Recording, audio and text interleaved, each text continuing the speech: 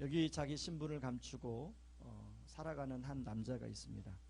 이 사람은 태어날 때 많은 사람의 축복을 받고 그리고 또 많은 사람의 관심을 받고 태어난 사람입니다.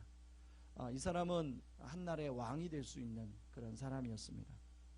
5살 때까지는 왕실에서 살면서 온갖 좋은 것을 먹고 또 누리고 많은 사람의 사랑을 받고 살았습니다. 왜냐하면 바로 이 사람이 사울의 손자이자 요나단 왕자 싸우는 자. 나중에 이름이 무비보셋이라고 수치를 제거하는 자라는 이름으로 바뀌게 되어 무비보셋이라 불리웠습니다.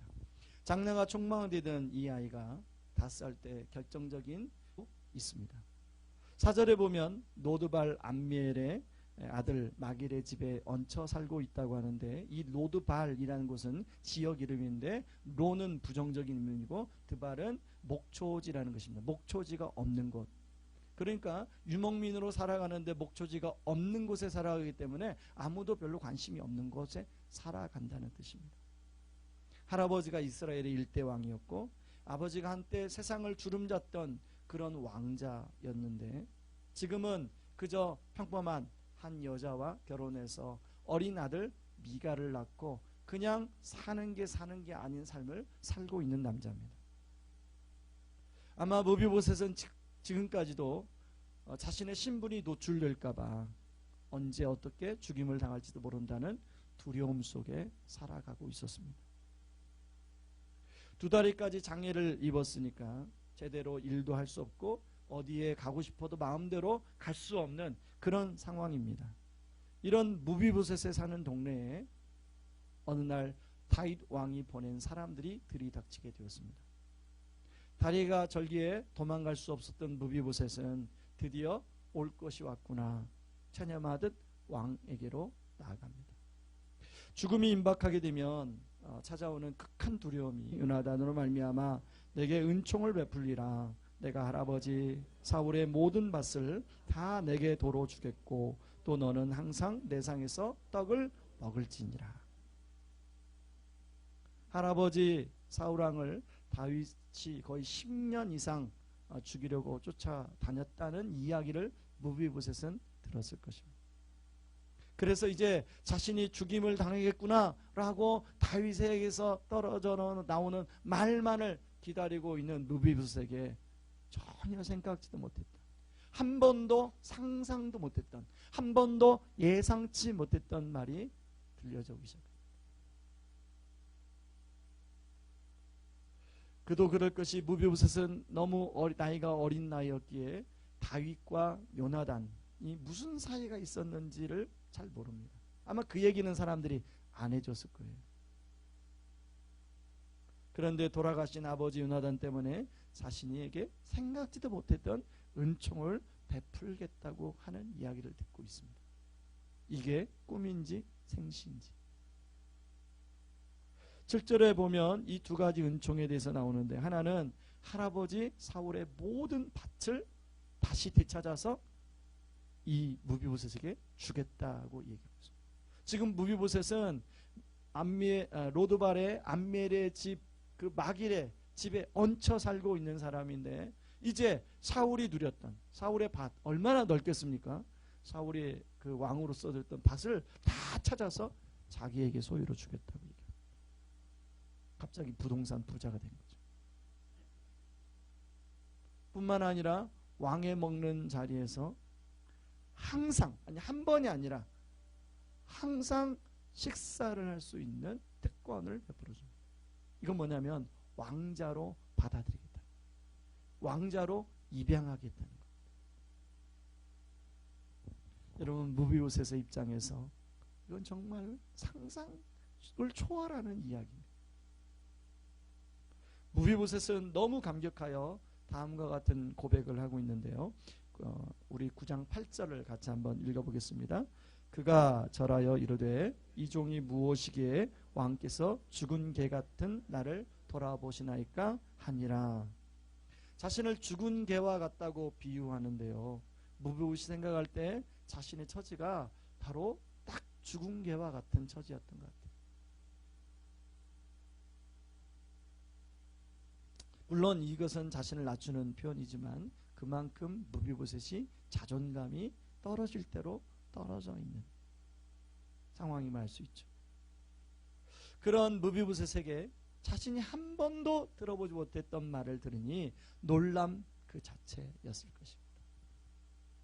여러분, 이렇게 은혜는 때로는 사람들에게 충격으로 다가옵니다. 그리고 마음에 잔잔한 감동을 주죠. 무비보셋 안에 있는 방금까지 있었던 두려움, 죽음에 대한 두려움, 그리고 아들에 대한 걱정이 봄눈 녹지 다 녹았을 것입니다. 그리고 무비보셋은 이제 앞으로 펼쳐질 자신의 인생에 대한 그런 상상을 하기 시작합니다.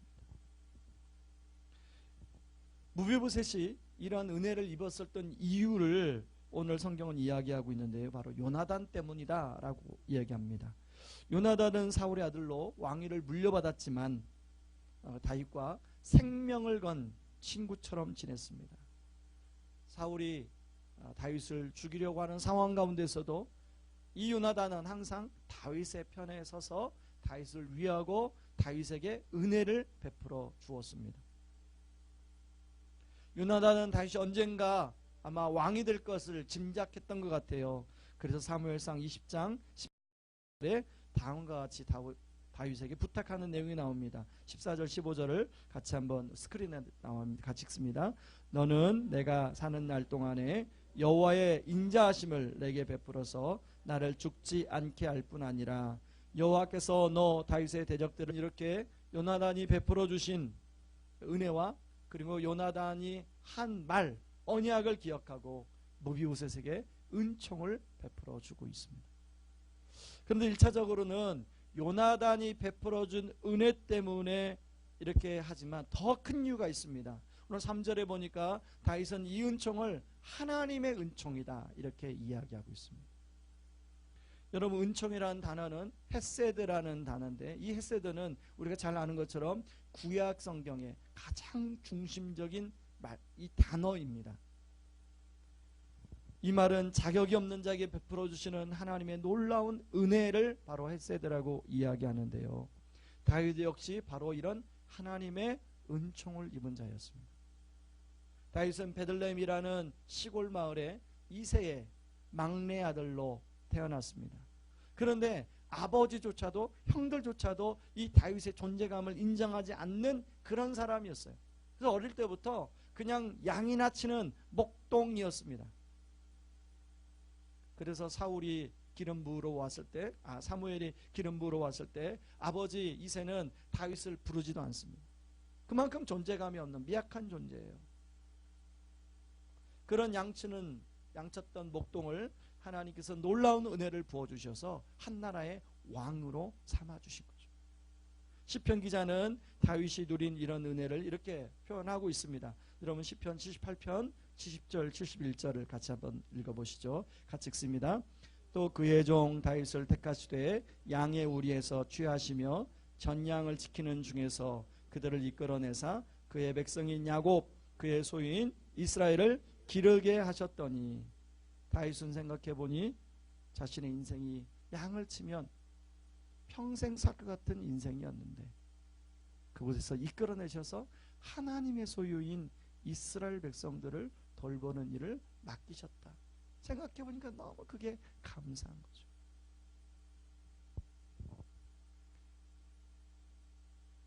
여러분, 우리가 아는 것처럼 다윗에게는 애증이 있습니다. 증은 뭐냐면 사울에게 끊임없이 쫓겨다니면서 겪었던 어려움이에요. 여러분, 우리가 만약에 다윗처럼 그런 일을 겪는다면 우리에게는 그 사람, 그 집안 사람 보기도 싫을 만큼 미움과 징후가 우리 안에 있을 것입니다. 그러나 여러분, 다윗에게는 애가 있었는데 이게 바로 하나님의 은총이었습니다. 여러분, 우리 안에 증과 애가 다 있는데 우리가 증이 더 크면 우리는 평생 그 누군가를 향하여 그 미움과 그리고 그 증오심을 가지고 살아갈 수밖에 없습니다. 그러나 다윗에게는 지금보다는 애가 훨씬 컸습니다. 바로 무비보셋은 그러나 생각지도 못한 은혜가 임함으로 말미암아 드디어 그런 부끄러움과 수치로부터 벗어나는 사람이 되었습니다. 더 이상 이제 무비보셋은 숨어 살 필요가 없는 사람이 되었습니다. 더 이상 사람들의 눈치를 볼 필요가 없는 사람이 되었습니다. 그리고 언제 자신을 죽이러 사람들이 올까 그렇게 걱정하고 할 필요가 없는 사람이 되었습니다. 무비보셋은 다윗이 베풀어 주신 은혜로 인하여 그 수치가 하나하나 치유되어져 가는 그런 은혜를 입게 된 것입니다. 여러분, 바로 이 무비보셋은 다름 아닌 저와 여러분들이죠. 많은 분들이 의외로 낮은 자존감을 가지고 살아갑니다. 그러다 보니 다른 것에서 그 자존감을 높여보려고 애를 쓰는데 그것이 뜻대로 되지 않아서 좌절과 실패를 또 경험하면서 더 자존감이 낮아지는 가운데 살아가는 게 우리 인생입니다. 치열한 경쟁 사회 속에서 또 다른 실패와 좌절을 맛보고 살아가죠. 그리고 마음의 상처와 아픔이 점점 살아가면서 쌓입니다. 그런가 하면 그런 가운데 우리가 짓는 죄들이 주는 죄책감 때문에 짓눌려 살아갑니다.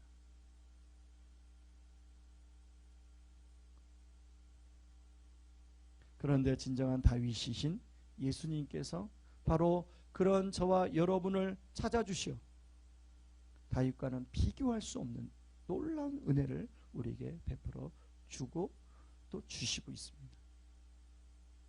다윗은 이스라엘 왕으로 자신이 할 수 있는 권력의 범위에서 무비보셋에게 은혜를 베풀지만 바로 예수님은 만왕의 왕으로 우리를 위해서 십자가에서 자신의 모든 것을 내어주심으로 우리를 얼마나 사랑하신지 확증해 보여줬다고 로마서 5장 8절은 이야기하고 있습니다.